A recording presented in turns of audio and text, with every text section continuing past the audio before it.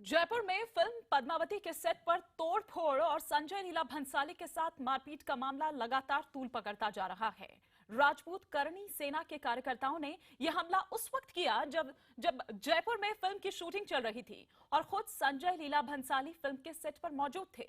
करणी सेना का आरोप है कि भंसाली अपनी फिल्म में तथ्य और इतिहास की अनदेखी कर चित्तौड़ की रानी पद्मावती की गलत छवि दिखा रहे हैं।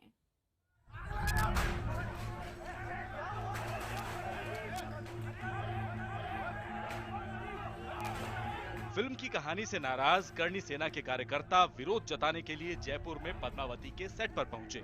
आरोप है कि करणी सेना के कार्यकर्ताओं ने फिल्म के सेट पर जमकर हंगामा किया और तोड़फोड़ की।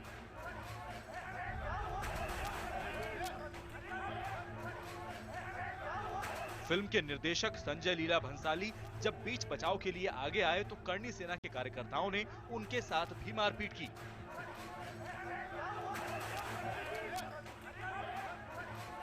भंसाली पर हमला होते देख सेट पर मौजूद लोगों ने किसी तरह उन्हें करणी सेना के कार्यकर्ताओं के चंगुल से बचाया।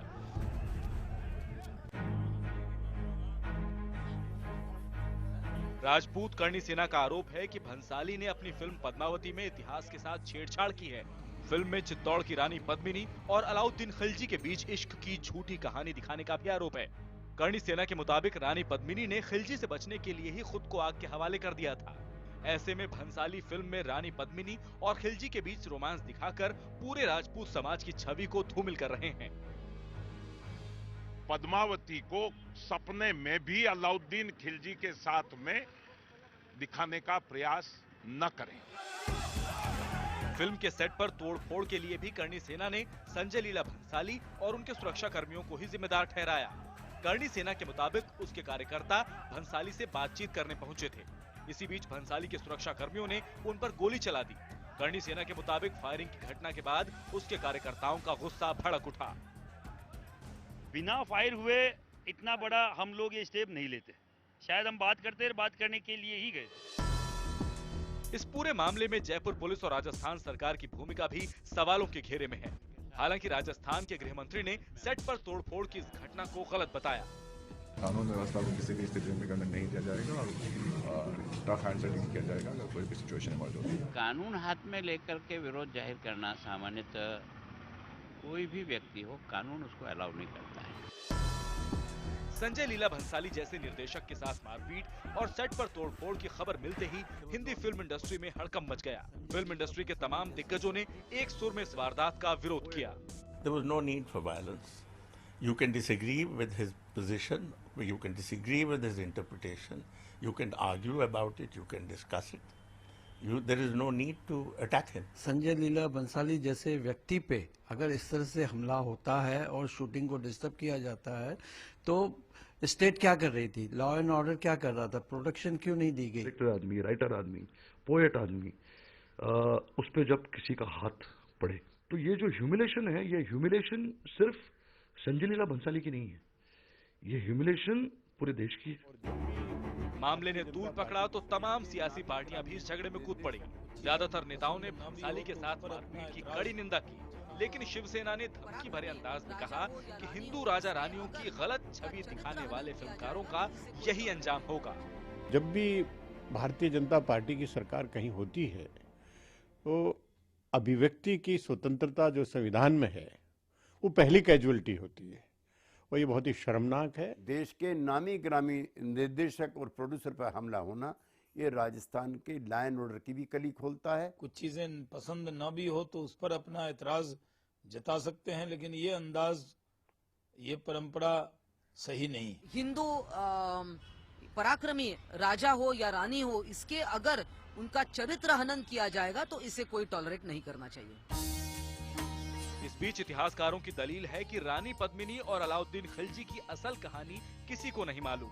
उनके मुताबिक ऐतिहासिक किरदारों के बारे में कई बातें काल्पनिक भी हो सकती हैं। पहली बात तो ये कि अलाउद्दीन खिलजी के समय का कैरेक्टर नहीं है। इसकी सोच या इसके बारे में जो कुछ लेजेंड बना वो 1540 के बाद बना। लेकिन राजपूत करणी सेना का दावा इतिहासकारों से अलग है और इसीलिए उन्होंने फिल्म पद्मावती के सेट पर तोड़फोड़ और मारपीट की। इस मामले में 5 लोगों को धारा 151 के तहत गिरफ्तार किया गया, लेकिन बाद में सभी को छोड़ भी दिया गया। राजपूत करणी सेना पहली बार तब सुर्खियों में आई थी जब इसने आशुतोष गोवारिकर की फिल्म जोधा अकबर के खिलाफ प्रदर्शन किया था और राजस्थान के कई इलाकों में फिल्म को रिलीज नहीं होने दिया था। तब भी करणी सेना ने गोवारिकर पर राजपूत परिवार की जोधाबाई की गलत छवि दिखाने का आरोप लगाया था।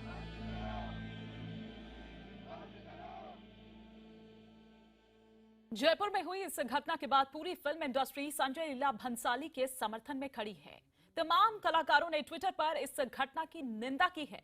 प्रियंका चोपड़ा की हम सबसे पहले बात करते हैं, जिन्होंने ट्वीट किया है कि जो संजय लीला भंसाली के साथ हुआ उसे सुनकर मैं डर गई। मैं बहुत दुखी हूं। हमारे पूर्वजों में हिंसा ना करने की सीख दी है। साथ ही अनुपम खेर ने भी ट्वीट किया। उन्होंने लिखा कि मैं संजय लीला भंसाली पर गुंडों की ओर से किए गए इस हमले की कड़ी निंदा करता हूं। ये बेहद दुर्भाग्यपूर्ण और शर्मनाक है। कुछ लोगों की ओर से इसे सांप्रदायिक रंग देना भी शर्मनाक है। इसी पर ऋतिक रोशन की भी प्रतिक्रिया आई। उन्होंने भी लिखा कि भंसाली जी, मैं आपके साथ हूं। ये बेहद गुस्सा दिलाने वाला है। इधर अभिनेता रणवीर सिंह ने ट्वीट किया, जो भी हुआ बड़ा दुखद है। हम उम्मीद करते हैं कि राजस्थान के लोग हमारी भावनाओं को समझेंगे और हमारा साथ देंगे। करण जौहर ने लिखा कि मुझे खुशी है कि संजय लीला भंसाली के मामले में फिल्म उद्योग से जुड़े लोग खुलकर सामने आए हैं। यही वो वक्त है जब हमें एक दूसरे की जरूरत है।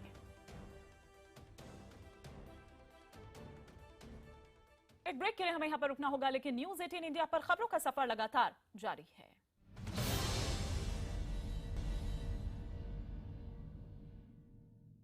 तो बात रानी पद्मावती की हो रही है। जयपुर से लेकर मुंबई तक मचे इस घमासान की वजह है चित्तौड़ की रानी पद्मिनी। ब्रेक से पहले आपने रानी पर तकरार की वजह देखी। अब आपको दिखाते हैं कौन थी संजय लीला भंसाली के फिल्म की मुख्य किरदार पद्मावती, जिन्हें राजस्थान में रानी पद्मिनी के नाम से भी जाना जाता है।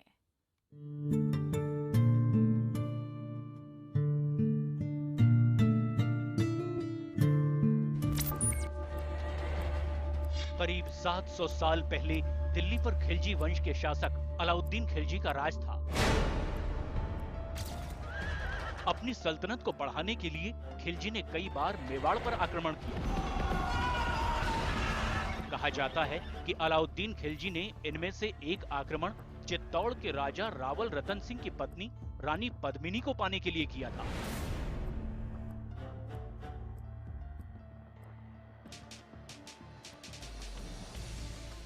कुछ किताबों में ऐसा भी लिखा है कि अलाउद्दीन खिलजी रानी पद्मिनी की खूबसूरती पर फिदा हो गया था और हर हाल में उन्हें हासिल करना चाहता था।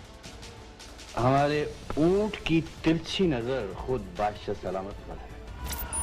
एक हमले के बाद अलाउद्दीन खिलजी ने राजा रतन सिंह को बंधक बना लिया और उसकी जान के बदले पद्मिनी की मांग रखी।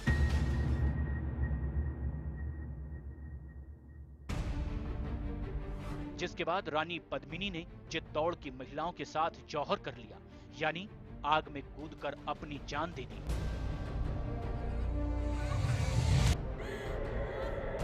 जौहर राजपुताने की वो परंपरा थी जिसके तहत महिलाएं दुश्मन के कब्जे में आने की बजाय आग में जलकर जान दे देती थी।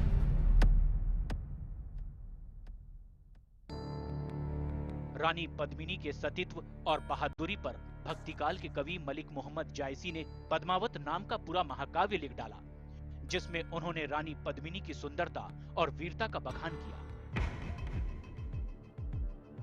हालांकि रानी पद्मिनी के अस्तित्व को लेकर इतिहास में कोई दस्तावेज मौजूद नहीं है, लेकिन जायसी के पद्मावत के जरिए ही रानी पद्मिनी की कहानियां लोगों तक पहुंची।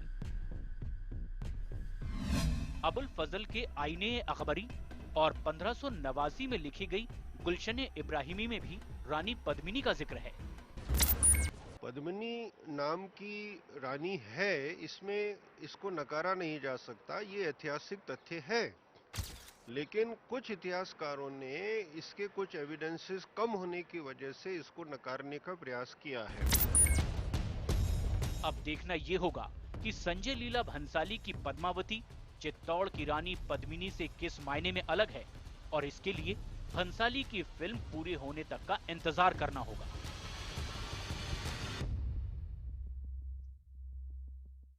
और इसी के साथ फिलहाल हमें यहाँ पर रुकना होगा एक और ब्रेक के लिए।